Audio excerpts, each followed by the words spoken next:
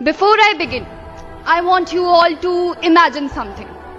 Imagine a child standing outside the classroom, not because he didn't want to study, but because the society decided he didn't deserve to. Now imagine the same child growing up drafting the constitution of the world's largest assembly. That child was Dr. B.R. Ambedkar. Dr. B.R. Ambedkar ji once said, "The constitution is not a mere law's document. It is a vehicle of life, and its spirit is the spirit of age." And we all remember him. But remembrance is easy, understanding is difficult. Because if we truly understood him, we wouldn't reduce his legacy to just one day. We proudly say, he gave us the constitution, he gave us the democracy, he gave us the fundamental rights. But do we remember that he fought against a system that denied him dignity, denied him water, denied him education?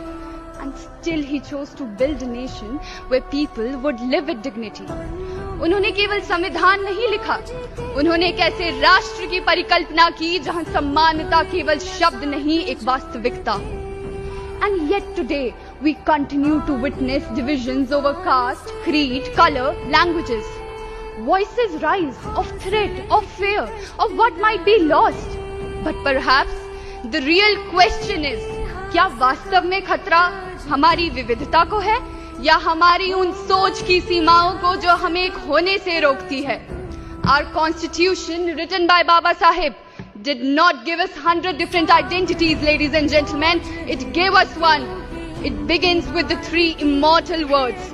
We the people of India, not we the Hindu, we the Muslim, we the Punjabi, we the Sikh, we the Tamil. We the people of India. So today, standing here in the Parliament of India, I don't just see a nation shaped by history, ladies and gentlemen. I see a nation shaped by vision. A vision that Dr. B.R. Ambedkar gave to all of us.